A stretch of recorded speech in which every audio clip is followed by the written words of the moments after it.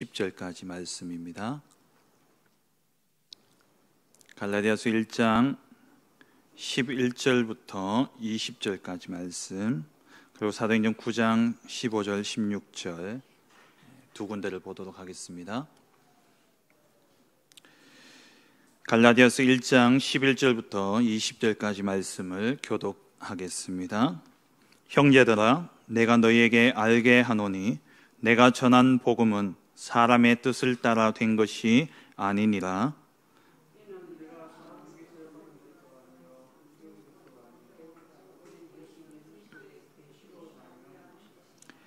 내가 이전에 유대교회에 있을 때에 행한 일을 너희가 들었거니와 하나님의 교회를 심히 박해하여 멸하고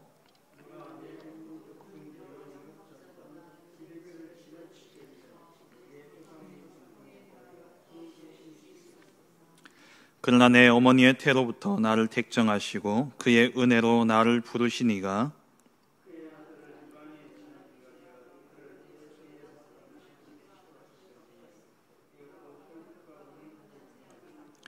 또 나보다 먼저 사도된 자들을 만나려고 예루살렘으로 가지 아니하고 아라비아로 갔다가 다시 다메섹으로 돌아갔노라.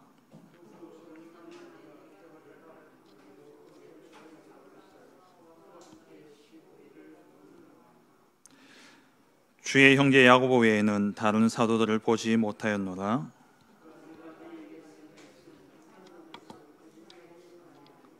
아멘. 사도행전 9장 15절 16절 두 절을 같이 읽겠습니다. 주께서 이르시되 가라, 이 사람은 내 이름을 이방인과 임금들과 이스라엘 자손들에게 전하기 위하여 택한 나의 그릇이라. 내가 그 이름을 위하여 얼마나 고난을 받아야 할 것을 내가 그에게 보이리라 하시니. 아멘.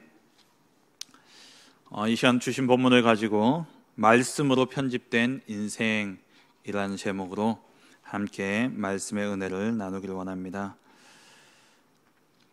우리가 예수님을 믿고 하나님의 자녀된 자로서 또 하나님과 함께하는 신앙생활을 하는 그런 성도들로서 모두 하나같이 소원이 있다면 하나님 앞에 쓰임받는 인생이 되기를 아마 원할 겁니다. 모든 성도들이 정말 마음에 원하는 것은 하나님께 쓰임받고 싶다, 정말 하나님이 원하시는 그 일을 하고 싶다, 그게 모두의 바람이고 소원이라 생각되어집니다. 하지만 모두가 그 바람을 가지고 있다고 할지라도 모두 다 쓰임받는 것은 아니다라는 것이죠. 하나님의 말씀으로 인생이 편집된 사람이 정말 하나님이 기뻐하시는 삶을 살게 되고 그리고 하나님께 쓰임받는 인생이 되어지는 것입니다.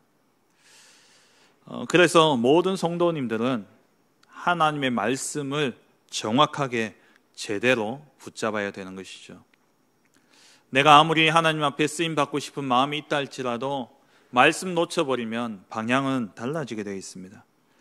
우리가 하나님의 말씀을 정확하게 붙잡을 때에 보호자의 능력이 시공간을 초월하여 우리에게 임하게 되어지고, 그래서 우리는 237 나라의 빛이 되어지는 그 축복을 누리게 되어지는 것이죠. 내 능력이 필요 없습니다. 하나님이 원하시는 일을 할 때는 하나님이 모든 능력을, 보호자의 능력으로 우리 가운데 시공간을 초월하여 역사하시는 것이죠. 이때 비로소 우리의 인생은 하나님께 쓰임받는 인생이 되어집니다. 하지만 우리가 예수를 믿고 신앙생활을 하지만 하나님의 말씀을 정확하게 붙잡지 않는다면, 다시 말해서 하나님의 말씀으로 우리의 인생이 편집되어지지 않는다면 우리의 인생은 하나님, 아무리 열심히 하나님 위해 산다고 하지만 하나님과 상관없는 인생이 되어지게 되는 것이죠. 아니, 오히려 더 나아가서는 하나님의 뜻을 이루는 일에 오히려 회방꾼이 되어지는 그러한 인생이 되어지는 것입니다. 지난주에 우리가 말씀을 받았던 것처럼, 주일날 말씀을 받았던 것처럼 우리에게 하나님의 말씀이 정확하게 뿌리 내리고 붙잡혀지지 않는다면, 말씀이 내게 임하지 않는다면, 말씀을 내가 제쳐놓는다면 우리 속에 잡초가 자라나게 되어 있어요. 영적인 잡초가 우죽순으로 자라나는데 그게 창세기 3장, 6장, 11장의 나 중심의 것과 또 육신, 물질의 중심의 것과 또 세상의 성공을 위해서 살아가려는 그것이 내 속에서 일어나다 보니까 말씀 잡지 않고 열심히 하면 할수록 오히려 다른 방향으로 나아가게 되는 것이죠. 그리고 말씀이 사라지면 영적 분별력이 사라집니다. 그래서 일부 때 우리는 받았던 말씀처럼 불필요한 싸움을 싸우게 되는 거예요. 싸움이 되지 않는 싸움에 두려워하고 싸움이 될 수 없는 그 싸움 때문에 염려하고 걱정하고 그렇게 되어지는 것이죠. 요즘 그런 단어가 뉴스 가운데 종종 나옵니다. 감정 노동이다. 그러니까 일을 하는데 다른 게 힘든 게 아니라 일 자체가 힘든 게 아니라 그 일을 하면서 사람들 사이의 관계와 또 그 속에서 오고 가는 그런 감정들, 그런 것들이 너무 힘들다는 거예요. 그래서 감정 노동이라는 그런 이야기를 합니다. 우리가 하나님 말씀 놓쳐버리면 감정의 노예가 되어버립니다. 그래서 불필요한 싸움을 싸우게 되는 거예요. 하나님의 말씀을 놓쳐버리면 감정에 사로잡히게 되고 그래서 이성과 합리적인 생각보다도 감정으로 오해하게 되고 그래서 원망하고 불평하고 갈등에 사로잡히게 되는 것입니다. 우리의 인생이 정말 말씀으로 편집되어지지 않다 보니까 내 기준으로, 내 능력으로, 내 계획으로, 내 방법으로 정말 옳다고 생각하고 열심히 하는데 오히려 하나님의 뜻과 반대되어지고 하나님의 계획과 맞지 않고 나아가서 하나님의 뜻과 계획이 이루어지는 그 일에 오히려 방해되어지는 회방꾼이 되어지는 것이죠. 그 대표적인 인물이 누굽니까? 예수 그리스도를 만나기 이전에 바울의 모습이 바로 그러한 인생이었던 것이죠. 바울이 얼마나 열심히 살았습니까? 오늘 본문의 13절에 보면은 바울이 하나님에 대한 열심으로 하나님의 교회를 심히 박해하고 멸했다라고 말씀하고 있죠. 이 사도 바울이 예수님을 만나기 이전에 말씀으로 그의 인생이 완전히 편집되어지기 이전에 정말 율법의 의로는 흠이 없고 하나님의 교회를 위해서 자기의 젊음을 다 바치면서까지 그렇게 열심히 일했는데 오히려 하나님이 세우신 교회를 박해하고 핍박하고 교회를 멸하는 그 일에 앞장섰던 것이죠. 사도행전 9장 4절에 보면은 부활하신 주님이 이 사울을 그때는 사울이었죠. 사울을 부르시면서 이렇게 말씀하시잖아요. 사울아 사울아 네가 어찌하여 나를 박해하느냐. 아마 이 이야기를 들었을 때요, 바울이 그 음성이 하나님의 음성인 걸 알고 들었다면 어마어마한 충격에 빠졌을 겁니다. 내가 주님을 박해했다고? 나는 오히려 하나님의 성전을 모독하고 하나님의 율법을 무시하는 저 사람들을 하나님을 위해서 내가 잡아가두고 저들을 멸했는데 하나님이 왜 저들을 박해하느냐가 아니라 왜 나를 박해하느냐라고 물으신 거예요. 주님이 왜 나를 박해하느냐? 사도 바울은 어마어마한 충격에 아마 빠졌을 겁니다. 이 바울이 얼마나 열심히 했습니까? 사도행전 7장에 보니까 스데반이 죽는 그 자리에서 바울이 증인으로 서서 그 스데반을 죽이려는 자들의 옷을 맡아서 그 앞에 증인으로 서 있는 그 일을 사도 바울이 행했었죠. 예수님 만나기 이전에.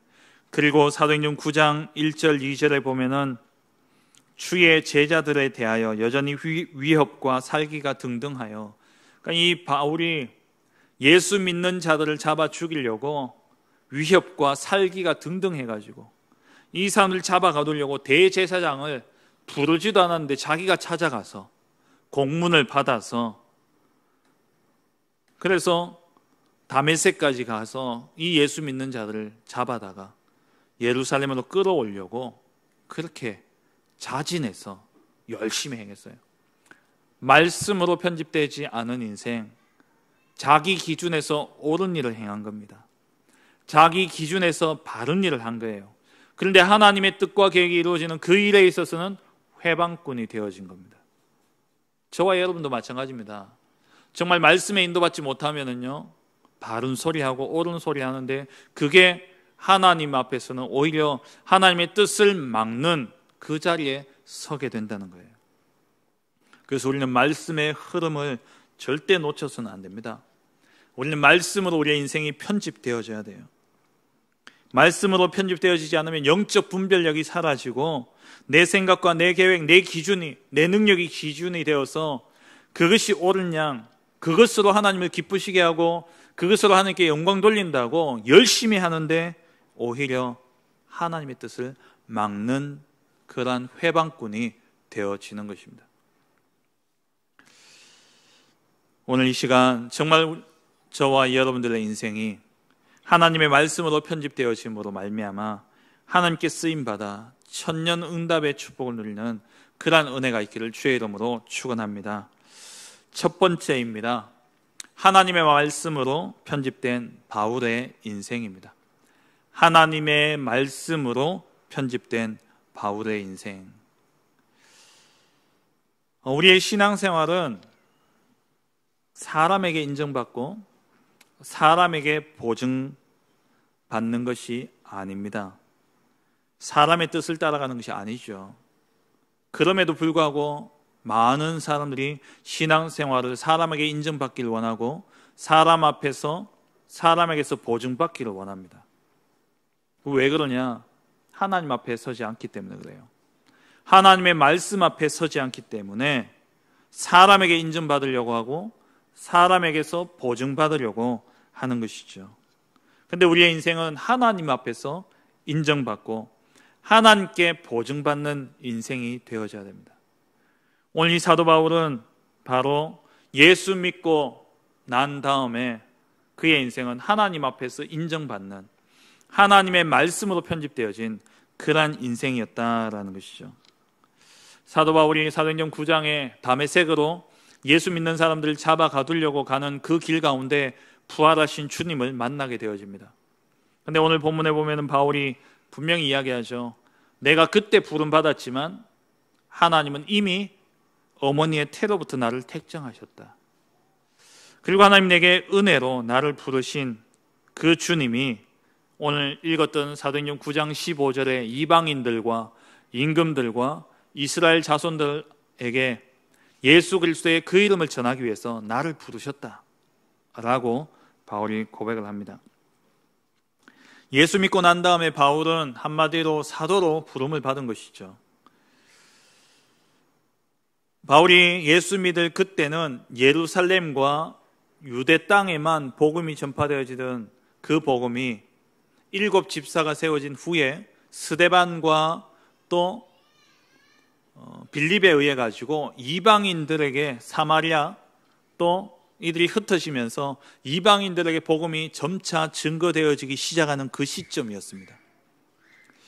그래서 박해를 피해서 이들이 흩어지게 되어졌고 그 흩어진 자들 가운데 많은 수가 다메섹에 있었어요. 그래서 바울이 다메섹에 예수 믿는 사람을 잡으러 간 겁니다. 이 다메섹 영어로는 다마스쿠스라고 이야기하죠. 이 다메섹, 시리아, 지금은 시리아라는 그 땅입니다. 시리아라는 나라에 있는 도시인데 이 다마스쿠스에 이 당시에 유대인들이 한 2만 명 이상이 있었다라고 합니다. 그들 가운데 예수 믿는 자들이 상당수 있었던 것이죠. 이 사람들을 잡으려고 바울이 가는 길에 주님을 만나게 되어지고 그 주님으로부터 바울이 소명을 받게 되어집니다. 사도행전 9장 15절에 내 이름을 위하여서 이방인들과 또 임금들과 이스라엘 자손들에게 내 이름을 전파하라고 부른 나의 택한 그릇이다 라고 이야기하죠. 이 바울은 이것을 자기의 사도됨으로 확증했습니다. 어떻게 확증했냐? 사람에게서 확증받지 않았어요. 하나님의 말씀으로 바울이 자기가 하나님 앞에 사도로 부르심을 받았음을 확신하게 되어진 것이죠. 아시다시피 이 사도 바울이 가는 곳마다 꼬리표처럼 따라다녔던 게 뭡니까? 네가 사도냐라는 거예요. 네가 어떻게 사도냐?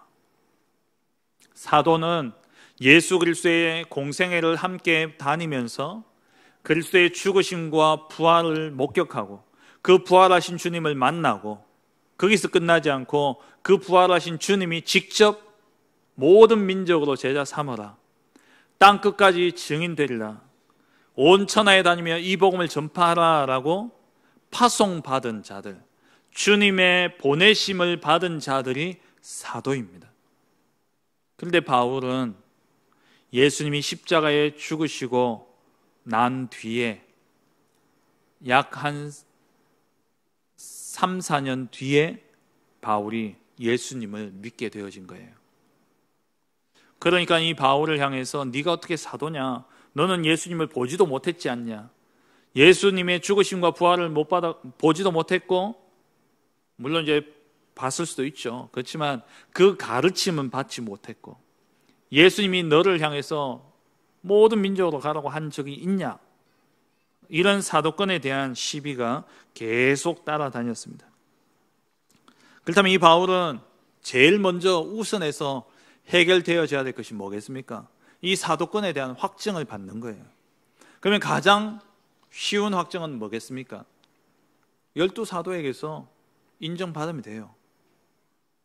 그런데 바울은 그러지 않았다라는 거예요. 오히려 그렇게 했다면은 또 네가 돈으로, 또 네가 그 사람들에게 잘 보여가지고 그래서 사도된 거 아니냐, 더 많은 시비를 받았겠죠. 근데 바울은 사람에게서 확증을 받은 것이 아니라 하나님 앞에서 하나님의 말씀으로 바울은 자기가 사도인 것을 확증받은 거예요. 다시 말하면 바울은 자기 인생을 하나님의 말씀으로 편집했다라는 겁니다. 오늘 본문의 11절, 12절 말씀에 보면은 형제들아 내가 너에게 알게 하노니 내가 전한 복음은 사람의 뜻을 따라 된 것이 아닙니다. 이는 내가 사람에게서 받은 것도 아니요 배운 것도 아니요 오직 예수 그리스도의 계시로 말미암은 것이라. 예수 그리스도의 계시, 말씀이죠. 그리스도의 말씀으로, 하나님의 말씀으로 바울의 인생은 완전히 하나님 앞에 인정받고 확증받고 보증받고 편집되어진 그런 인생이었어요. 이 바울은 다메섹에서 하나님의 부르심을 입고 그 소명을 받은 이후에 바울의 행적을 보면은 바울이 사람을 찾아다니지 않았어요. 바울은 사람들과 의논하지도 않고 사람들에게 확증받지 않았습니다. 사도행전 9장에 보면은 9장 20절에 보면은 바울이 다메섹으로 가던 중에 주님을 만나게 되어지고 빛이 너무 강해가지고 눈이 안 보이게 됐잖아요. 그리고 아나니아의 기도를 받고 난 다음에 눈에 비늘 같은 것이 벗겨지면서 바울이 보기 시작했습니다. 그리고 그 다음에 사도행전 9장 20절에 뭐라고 되어 있냐? 즉시로, 그렇게 예수 믿고 난 다음 즉시로 각 회당에서, 이 다메섹에는 회당이 많이 있었어요. 왜냐하면 유대인들이 한 2만 명 이상 있었기 때문에 그게 많은 회당들이 있었습니다. 그러니까 회당을 돌아다니면서 바울이 예수님이 하나님의 아들 그리스도이심을 전파하러 다닌 거예요. 그렇게 막 다니다가 그 유대인들이 바울을 잡아 죽이려고, 유대교에 앞장섰던 사람이 한순간 돌아서서 배신자가 되어 있으니까 이 유대인들이 바울을 죽이려고, 그렇게 바울을 잡으려고 돌아다니니까 바울의 제자들이 바울을 다메섹에서 도망치게 합니다. 어떻게 하냐? 광주리에 담아가지고, 그러니까 예전에 그 성벽이 있잖아요. 성벽에서 내려가야 되니까 거기를 그냥 못 내려가는 겁니다. 그래서 광주리에 담아가지고, 그래서 바울을 달아내리죠. 그 즉시로 바울이 다메섹에서 내려서 어디로 갔냐? 오늘 본문 17절에 보면은 16절 17절 보시기 바랍니다. 그의 아들을 이방에 전하기 위하여 그를 내 속에 나타내시기를 기뻐하셨을 때 소명을 받았다라는 말이죠. 그 소명을 받았을 때 바울이 내가 혈육과 의논하지 않았다. 그러니까 사람들 앞에서 의논하고 내가 이런 소명을 받았는데 내가 어떻게 해야 되냐, 그러지 않았다라는 거예요. 그리고 앞서 말씀드린 것처럼 사도들을 만나가서 사도들에게 확증받으면 제일 빠르잖아요. 근데 17절 말씀에 나보다 먼저 사도된 자들을 만나려고 예루살렘으로 가지 않았다고 합니다. 그러면서 어디로 갔냐? 아라비아로 갔다. 이 아라비아는 잘 아시다시피 광야, 이렇게 이해를 하잖아요. 우리가 아라비아 광야로 갔다. 근데 이 아라비아는 사막만을 이야기하는 것이 아니라 아라비아라고 하면 이 지역을 이야기합니다. 그러니까 이 요단 동편 지역을 이야기를 해요. 그 지역을 두루 다니면서 바울이 복음 전하고 그곳에서 하나님의 말씀으로 확증되는 시간, 하나님의 말씀으로 편집하는 그 시간을 바울이 가졌던 겁니다. 그리고 난 다음에 아라비아로 갔다가 다시 다메섹으로 돌아가게 되죠. 왜? 제자들을 확립해야 되니까. 그리고 난 다음에 그 기간이 예수 믿고 다메섹으로 다시 간 그 기간이 한 3년 정도 됐어요. 그 3년 뒤에 바울이 어디로 갑니까? 이제 예루살렘으로 가는 거예요. 예루살렘으로 가는데 예루살렘에 가서 게바를 방문하려고. 그러니까 게바가 누굽니까? 베드로죠. 그 당시에 베드로가 최고의 예수님의 수제자였고 그 당시에 예루살렘 교회의 지도자였기 때문에 베드로를 만나러 간 겁니다. 그런데 거기서 15일을 머무르는 동안에 야고보 외에는 바울이 만나지를 못합니다. 그리고 다시 이제 이 바울이 내려와서 그 빌립보 지역, 가이사랴 빌립보 지역을 지나서 자기 고향인 다소에 가서 머무르게 되어져요. 그 다소에 있는 동안에 다소에 있을 때에 누가 바나바가 와가지고 이 바울을 이제 데리고 가서 안디옥 교회에 목회를 시키게 되어지죠. 그러니까 바울은 한 번도 사도들이나 어떤 사람들에게 자기 사도권을 인정받으려고 하지 않았습니다. 우리의 신앙생활이 하나님이 주신 하나님의 말씀으로 우리의 인생이 확증되어져야 돼요. 사람 따라가고 사람 의지하고 사람에게 위로받고 사람으로부터 힘을 얻는 그러한 신앙생활을 해서는 안 되는 것입니다. 하나님의 말씀 앞에 서야 돼요. 그래서 이 사도 바울은 자기의 사도권에 대해서 이야기할 때 늘 그 사도권에 대한 확신을 뭐라고 이야기하냐? 사람에게서 받은 것이 아니라 하나님의 뜻으로 말미암아 내가 섰다. 도대체 무슨 확신 속에서 어떤 근거에서 바울이 하나님의 뜻으로 내가 사도가 되었다라고 당당하게 이야기할 수 있었겠습니까? 그만큼 말씀으로 이 바울이 그 인생이 편집되어져 있었다라는 거예요. 유 목사님이 처음에 저는 유 목사님 말씀을 듣고 처음에 초창기에 따라다닐 때에 이해 안 됐던 게 있었어요. 그게 뭐냐니까 성경적 전도 방법이라는 거예요. 이거는 어디에도 없는 성경적 전도 방법이라는 겁니다. 제가 보니까 성경에 있지만 다른 곳에도 있는 것 같기도 하고 보니까 사역리에서 전하던 그 복음인 것 같기도 하고 또 내비게이터에서 전하던 그 구원의 길 그 메시지인 것 같기도 하고 분명히 어디에 있는 것 같은데 유 목사님 뭐라고 이야기하냐? 어디에서도 내가 누구에게서 다 봤지만 그것을 따라하는 게 아니다. 나는 성경 가지고 한다 라고 이야기하시잖아요. 최근에 또 뭐라고 이야기하십니까? 내가 서울에 있는 큰 교회를 다 다녀보고 그리고 전도에 관한 책들, 국내에 있는 서적과 한글로 번역되어 있는 책뿐만 아니라 영어로 되어 있는 책들까지 다 읽어봤다. 딱 한 가지 결론이 나오더라. 이것 가지고는 안 된다. 그래서 나는 성경으로만 하나님의 말씀으로만 하기 시작했다. 그게 30년, 40년 지나서 지금의 이 운동이다라고 이야기하시죠.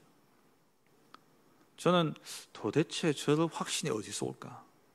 근데 말씀을 준비하면서 또 사도 바울을 보면서 아, 그렇구나. 진짜 하나님께 쓰임 받는 사람은 사람에게서 위로를 얻고 사람에게서 어떤 확신을 얻고 사람에게서 확증을 얻는 게 아니다라는 거예요. 하나님께 쓰임 받는 하나님의 사람은 오직 하나님 앞에서 하나님의 말씀으로 확증되어지고 하나님의 말씀으로 하나님의 말씀이 나의 보증이 되어지고 하나님이 나를 인정하는 그런 사람이 하나님께 쓰임 받는 사람이라는 겁니다. 누구를 따라가는 게 아니에요. 오직 말씀 따라가는 겁니다. 그래서 이 사도 바울이 하나님의 말씀으로 편집되어진 그 인생을 살았던 사도 바울의 인생이 어떠했습니까? 오늘 읽었던 9장 15절에 이방인들과 임금들과 이스라엘 자손들에게 복음 전하기 위해서 택함받은 나, 그게 바울의 정체성이었죠. 그리고 사도행전 1장 8절 땅 끝까지 증인되리라는 그 약속 붙잡고 바울의 인생은 이 말씀으로 편집되어진 겁니다. 이방인들을 위해서 1차, 2차, 3차 전도 여행을 통해서 유럽, 아시아 온 지역을 다니면서 이 복음 증거해서 심지어 어디까지요? 로마까지. 왜요? 이방인들에게 복음 전해야 되기 때문에. 하나님의 말씀으로 바울의 인생이 딱 편집되어지니까 그것 중심으로 설계되어지고 디자인되어져서 바울의 인생이 1차, 2차, 3차 전도 여행을 통해서 이방인들에게 복음 전한 겁니다. 그리고 그 복음 전한 이후에는 사도행전 19장 21절에 내가 예루살렘에 내려갔다가 로마도 보아야 하리라. 로마로 가는 여정을 시작하죠. 그 로마로 가는 여정 속에서는 임금들에게 복음 전하는 시간이었어요. 아그리빠 왕, 베스도 총독, 나아가서 누구에게까지? 가이사 황제에게까지. 분명히 바울을 이렇게 재판하는데 보니까 이 바울이 죄가 없어요. 그러니까 유대인의 관습과 유대인의 종교로는 뭔가 걸리는 게 있을지는 모르지만 로마법으로 봤을 때는 아무런 죄도 없는 겁니다. 그래서 이 왕들이 총독이 이야기하잖아요. 이 사람이 만약에 가이사에게 항소하지 않았다면 이 사람은 풀려날 텐데 왜 굳이 이렇게 했을까? 왜 바울이 가이사에게 상고했습니까? 임금들에게 복음 전해야 되는 게 자기의 인생이기 때문에, 자기의 소명이기 때문에. 말씀으로 딱 편집되어지니까요, 좌로나 우로나 사람 볼 필요도 없고 자기 환경, 자기가 당하는 어려움, 고난 볼 것 없는 거예요. 말씀 따라가는 겁니다. 그래서 임금들 앞에 서게 되어졌고, 그 과정 속에 바울이 놓치지 않고 늘 기도했던 게 뭡니까? 이스라엘 자손들이에요. 로마서 9장 3절에 나의 형제 곧 고륙의 친척을 위하여 내 자신이 저주를 받아 그리스도에게서 끊어질지라도 원하는 바다. 내가 저주받아서 그리스도에게 끊어질지라도 내 고륙의 친척이 정말 예수 믿는다면 나는 그게 더 기쁘다는 거예요. 그리고 바울이 로마로 가기 위해서 결단하고 난 다음에 바울이 에베소에서 이제 예루살렘으로 내려가는 그 여정 속에 잠깐 머물렀던 곳이 고린도입니다. 고린도에 머물렀다가 갱그레아에서 머리를 깎게 되어지죠. 이 고린도에 머무를 때에 바울이 쓴 편지가 로마서입니다. 이 로마서에 바울이 이야기하잖아요. 내가 몇 번이나 너에게 가려고 했다. 근데 그때마다 길이 막혔다. 근데 이제 내가 너에게 가려고 한다. 너희를 잠깐 가서 보고 그 다음에 나는 로마서 15장 23절, 23절에 특히 나는 너에게 갔다가 서바나로 갈 때에 너에게 가기를 바란다 그랬어요. 서바나, 스페인, 로마를 거쳐서 스페인을 가기를 원하는 거예요. 왜? 거기가 땅끝이기 때문에. 바울은요, 하나님의 말씀으로 인생이 완전히 편집되어 버렸어요. 그래서 이 바울이 로마로 가고 서바나까지 가려고 했던 겁니다. 하나님의 말씀으로 인생이 완전 편집되어진 거예요. 두 번째로 저와 여러분의 인생도 하나님의 말씀으로 편집되어져야 됩니다. 사람의 것에서 나온 것으로 우리의 인생이 설계되어지고 편집되어지는 것이 아니라 하나님의 것으로, 하나님에게서 나온 하나님의 것으로 우리의 인생이 편집되어져야 돼요. 하나님이 만드신 나, 하나님이 주신 나의 것, 하나님이 주신 나의 현장, 그것으로 우리의 인생이 편집, 설계, 디자인 되어져야 됩니다. 그렇게 되어지게 될 때에 오늘 우리 권사님 기도했던 것처럼 ours, 그게 뭡니까? 오직 하나님이 주신 나의 것, 그게 오직입니다. 유일성, 그 하나님이 원하시는 일, 하나님이 원하시는 일, 그것을 하게 되면 하나님 우리에게 전문성의 유일성의 응답을 주시게 되어 있다는 거예요. 그것을 가지고 재창조의 축복을 누리는 겁니다. 하나님의 것으로 우리의 인생이 편집되어져야 돼요. 하나님의 말씀으로 편집되어져야 되는 것이죠. 그렇기 때문에 우리는 말씀을 받을 때 생명같이 받아야 되는 겁니다. 하나님의 말씀을 받지만 우리는 그냥 받는 게 아니라 생명같이 받아야 돼요. 사도행전 17장 11절에 보면은 베레아에 있는 성도들에 대해서 누가가 기록하면서 이렇게 이야기하죠. 베레아에 있는 사람들은 데살로니가에 있는 사람들보다 너그러워서 간절한 마음으로 말씀을 받고, 우리가 말씀 받을 때의 자세입니다. 간절한 마음으로 말씀을 받아야 돼요. 생명같이 말씀을 받아야 됩니다. 이것이 거기서 끝나지 않고 이것이 그러한가 하여 날마다 성경을 상고한다. 그 말이 뭐냐? 이 말씀이 진짜 하나님의 말씀이 맞느냐 확인한다는 거예요. 우리가 말씀을 받으면 반드시 성경 말씀으로 확인하셔야 됩니다. 성경 말씀으로 우리의 말씀이 확증되어져야 돼요. 수많은 메시지가 선포되어집니다. 그 메시지들이 그냥 유 목사님을 통해서 선포되어지고 담임 목사님을 통해서 선포되어지고 저를 통해서 선포되어지는 말씀으로 끝나는 게 아니라 그게 진짜 하나님의 말씀인지 아닌지 성경을 통해서 확인하셔야 돼요. 하나님의 말씀으로.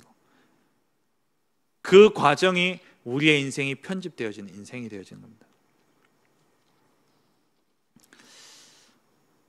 지난주를 지나면서 유 목사님이 다시 또 말씀을 편집해서 우리에게 주셨죠. 그게 12가지 시대 이래가지고 또 3개씩 12개, 그 전주에는 30개 하시더니만 이제는 또 12가지 시대 이래가지고 또 묶어서 말씀을 주셨어요. 그러면 이 단어를 어렵다, 힘들다가 아니라 진짜 전도자가 30년, 40년을 지나오면서 하나님의 말씀 속에 정리되어지고 편집되어지는 것이 맞다면 우리도 그것이 그러한가 말씀을 통해서 상고하셔야 됩니다. 그 12가지 시대, 어제 제가 새벽 기도 때 말씀을 드렸죠. 오늘 잠깐 다시금 우리가 한번 보면서 지나갈 텐데요. 빨리 지나갈 겁니다. 근데 제가 카톡방에 올려드릴 테니까 그것을 그냥 보지 마시고 그 의미를 생각하시면서 여러분 나름대로 성경 말씀을 가지고 상고하셔야 돼요. 진짜 말씀이 맞는지. 첫 번째 시대가 뭡니까? 138이에요. 성경 뭘 이야기하고 있냐? 그리스도를 이야기하고 있죠. 우리의 시작이 그리스도를 믿음으로 시작하는 겁니다. 그러면서 하나님의 나라, 성령 충만. 한마디로 내가 우리의 신앙생활의 시작이 뭐냐? 예수 그리스도를 믿음으로 말미암아 하나님 나라의 백성으로 성령 충만의 능력을 덧입어서 시작하는 거예요. 그렇게 시작하는데 신분만 바뀌면 안 되잖아요. 우리의 체질이 바뀌어야 되는 겁니다. 그래서 편집, 설계, 디자인, 우리의 인생이 하나님의 말씀으로 편집되어지고 기도로 설계되어지고 전도로 디자인되어져야 돼요. 그렇게 되어지면 내 각인과 뿌리와 체질이 바뀌어집니다. 창세기 3장, 6장, 11장에 각인 뿌리 체질 되어져 있던 것이 바뀌어지기 시작해요. 그게 바뀌어지면 우리의 인생이 자연스럽게 어떻게 되어지냐? 하나님과 함께하는 삶이 되어집니다. 나와 함께 하시고 우리와 함께 하시고 모든 일에 합력하여 선을 이루시는 그 하나님을 우리가 각인 뿌리 체질 바뀌는 만큼 누리게 되어 있어요. 그렇게 누리면 자연스럽게 어떻게 되어지냐? 우리의 인생이 237과 맞아지기 시작합니다. 우리의 힘이 필요 없어요. 그때는 우리의 능력으로 하는 게 아닙니다. 보호자의 능력이 우리에게 임하여지고 시공간을 초월하는 그 하나님의 역사가 내게 함께 하시는 그 하나님이 내게 보호자의 능력으로 함께 하시면서 시공간을 초월하여 역사하시니까 237 나라의 빛이 되어진 역사가 일어나는 겁니다. 여기서 뭐가 나옵니까? 오직 해야 될 것이 나와요. 여기서 유일성의 축복과 재창조의 축복이 나오게 되어지는데 그 다음부터는 되어지는 거예요. 24시 되어지고 25 영원의 축복을 누리게 되어지고, 그 축복을 누리는 우리의 신분이 어떻게 되어지냐? 우리의 신분이, 우리의 정체성이 영적 파수꾼, 영적 의사, 영적 대사의 신분, 정체성을 가지고 살아가는 겁니다. 그렇게 되니까 자연스레 어떻게 되어집니까? 237 치유 서밋의 지도자의 응답을 누리게 되어지는 거예요. 이 응답을 누리니까 아무도 없는 곳에서, 가장 낮은 곳에서 내가 예수 믿고 시작했는데 어느 날 보니까 가장 낮은 내가 세상 속에 모든 사람을 살리는 자의 자리에 딱 서 있는 거예요. 요셉이 노예로 시작했지만 답을 가지고 모든 사람을 살리는 자리에 앉지 않았습니까? 아무것도 없었는데 모든 것을 가진 자가 되어버린 거예요. 그러고 보니까 그 인생, 딱 말씀으로 편집되어져 있는 그 인생 돌아보니까 모든 것을 바꾸는 올체인지의 축복의 자리에 서 있게 되어지는 것이죠. 이게 어떻게 보면 우리의 인생의 여정입니다. 12가지 시대라고 표현을 했는데 이게 예수 믿고 정말 하나님이 원하시는 그 자리에 우리가 서 있게 된다면 예수 그리스도 하나님 나라 성령 충만으로 모든 것을 바꾸는 자리에 서게 되어지는 거예요. 그 과정이 12가지의 여정이 되어진 겁니다. 이것을 그냥 듣지 마시고 말씀으로 확인하세요. 말씀으로 상고하셔야 됩니다. 지금부터 이 최상국 목사가 이야기하는 말씀도 그냥 목사님 말씀이니까 무조건 믿고 따라가는 게 아니라 그게 하나님의 말씀과 맞냐 안 맞냐 확인하셔야 돼요. 상고하셔야 됩니다. 그 과정 속에 내 인생이 편집되어지기 시작해요. 말씀으로. 그래야 하나님께 쓰임받는 인생이 되어지는 것입니다. 말씀을 맺겠습니다. 우리 몸이요, 위기의 순간이 되어지면 나도 모르게 그 위기를 이렇게 탁 극복할 수 있는 그러한 뭔가가 탁 튀어나온답니다. 그게 훈련 속에서 딱 만들어져요. 그걸 보고 뭐라고 이야기하니까 영어로 머슬 메모리라고 이야기합니다. 머슬, 근육, 메모리, 기억. 그러니까 근육에 딱 기억이 되어져 있는 거예요. 군인들이 반복해서 훈련을 하잖아요. 똑같은 것을 수십 번, 수백 번, 수천 번, 수만 번 훈련을 합니다. 왜? 몸에 익어야 돼요. 이거는 그게 이제 뭐냐, 어떻게 자율반사로 나오는 거예요. 나도 모르게 딱 반사적으로 나오는 거예요. 그게 몸에 딱 배어야 돼요. 어떤 사람이 이렇게 특수부대에 있으면서 강화 훈련을, 그러니까 비행기에서 뛰어내리면서 낙하산을 뛰어내리는 그 훈련을 수십 번, 수백 번 했다는 거예요. 그렇게 하면서 자기가 훈련했는데 어느 날 이제 부대에서 새로운 그러한 그 무기들을 개발하면서 이렇게 어떤 걸 테스트하는, 그것을 한다고 비행기에 올라갔다가 뛰어내렸는데 이제 군장을 메고 내려와야, 그 낙하산을 타고 내려올 때에 전투 그 작전을 수행하려면은 몇 날 며칠 이제 하려고 하면 군장을 메고 해야 되잖아요. 그게 이제 모든 보급품과 이런 것들 다 넣어서 가야 되는데 그걸 가지고 내리는 훈련을 하는데 이제 뭔가 조금 새로운 전략으로 이제 그걸 테스트를 하는 거예요. 그래서 이 사람이 이제 앞에 군장을 메고 뛰어내렸는데 군장 끈이 풀려버린 거예요. 한쪽만 풀리니까 무게 중심이 안 맞으니까 뺑뺑 도는 거예요. 계속 도는 겁니다. 그러니까 이 피가 막 얼굴 쪽으로 쏠리고, 왜 다리에 그 무거운 게 매여서 뱅뱅 돌아가죠. 그러니까 눈에 이게 압이 올라가지고 눈알이 빠질 것 같고 터질 것 같답니다. 그런데 이 사람이 이게 눈을 더 이상 뜨고 있다가는 눈이 터질 것 같더라고요. 그래서 눈을 감고 그리고 막 내려가는데 이 정신을 거의 잃을 지경까지 내려간 거예요. 근데 이 사람들 귀에 또 여기에 뭐가 있냐면 일정 고도가 되면 낙하산을 펴야 된다는 신호음이 울리는 겁니다. 그 신호가 딱 들리는데 어떻게 했냐? 자기는 기억도 없대요. 근데 낙하산을 폈다는 거예요. 그래가지고 무사히 내렸는데 얼굴에 있는 모든 실핏줄이 다 터지고 눈도 다 터지고 그랬다는 거예요. 자기가 기억에도 없는데 내가 어떻게 했을까? 그게 머슬 메모리라고 이야기한답니다. 우리에게는 영적인 머슬 메모리가 있어야 돼요. 그게 뭡니까? 말씀입니다. 어떤 위기가 오고 문제가 오고 어떤 그러한 큰 어려움을 당했을 때에 나도 모르게 나를 지키는 게 뭐냐? 말씀이에요. 그 우리의 인생이 진짜 하나님의 말씀으로 편집되어져 있어야 됩니다. 그러지 않으면 문제 때문에 의식을 잃어버려요. 의식을 잃어버리니까 아무것도 못하고 사단에게 밥이 되어버리는 겁니다. 그런데 말씀으로 편집되어지고 말씀으로 단련되어진 인생은 문제 위기 속에 진짜 내가 정신 잃을 만큼 그런 위기의 순간이 딱 오더라도 나도 모르게 뭐냐? 말씀이 탁 잡혀지면서 살게 되는 거예요. 우리의 인생이 진짜 하나님의 말씀으로 편집되어져야 됩니다. 그냥 받지 마시고 생명과 같이 말씀을 받으시기 바랍니다. 그래야 불필요한 싸움에 빠지지 않습니다.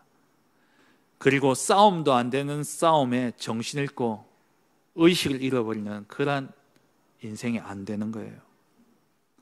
진짜 말씀 붙잡으면 어떤 것도 싸움되지 않습니다. 승리할 수밖에 없게 되어지는 것이죠. 그 응답 누리는 진짜 하나님의 말씀으로 인생이 편집되어져서 어떤 위기와 문제와 사건이 일어날지라도 나도 모르게 자율반사적으로 말씀 딱 붙잡는데 모든 것이 살아나고 이기는 그러한 은혜가 있기를 주의 이름으로 축원합니다. 전능하신 하나님 아버지 감사합니다. 우리의 인생이 정말 하나님의 말씀으로 편집, 설계, 디자인되게 하시고 그래서 인생을 사는 동안에 여러 가지 갈등과 문제와 사건과 일들이 있겠지만 그 속에서도 나도 모르게 내게 각인뿌리 체질되어져 있는 그 말씀으로 인하여서 살아나는 그러한 은혜가 있도록 축복하여 주옵소서. 사람 앞에서 인정받고 사람에게 확증받고 사람에게 보정받는 인생이 아니라 하나님의 말씀으로 인정되어지고 하나님의 말씀으로 확증, 보정받는 복된 인생 될 수 있도록 축복하여 주옵소서. 예수 그리스도의 이름으로 기도합니다. 아멘. 200장